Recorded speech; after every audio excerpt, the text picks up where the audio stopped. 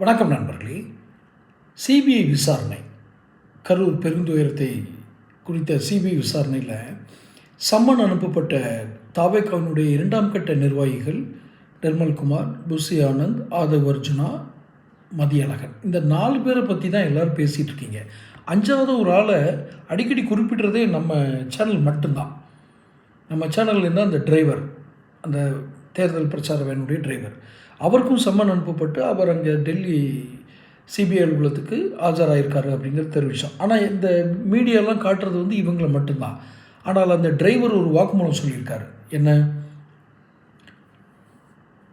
அவர்கிட்ட கேட்குறாங்க, இந்த நிகழ்ச்சிக்கு முன்னாடி எங்கேருந்து ஆரம்பிச்சிங்க, எத்தனை மணிக்கு வண்டி எடுத்தீங்க, எப்படி ஓட்டிகிட்டு போனீங்கன்னு கேட்குறாங்க.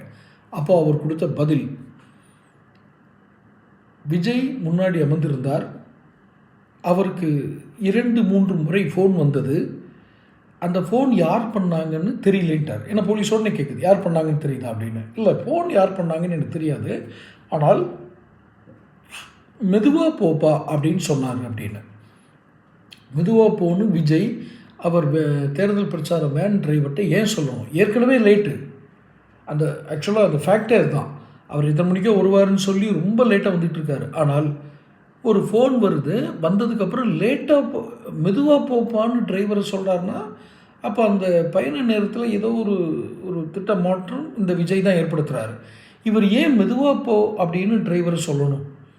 ஆனால் காவல்துறையினுடைய வாக்குமூலம் எப்படி இருக்குது?